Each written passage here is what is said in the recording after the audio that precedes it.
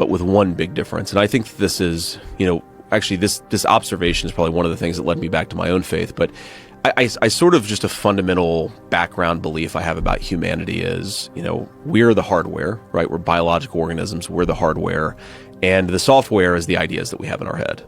And certain software promotes human flourishing, and certain software destroys human flourishing. And I think that the good kind of ideas tend to promote human flourishing.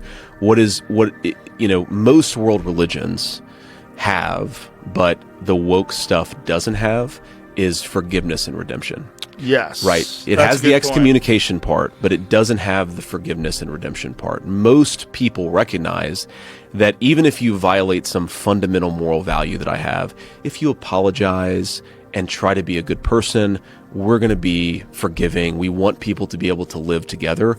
There is this weird thing with the woke stuff where and you see this, and I feel bad when like comedians in particular do it. I'm sure you've seen this, but when anybody does this, where they'll go and say, well, I'm really sorry. They'll sort of prostrate themselves when they make an offensive joke or they do something they're not supposed to do, and they expect redemption.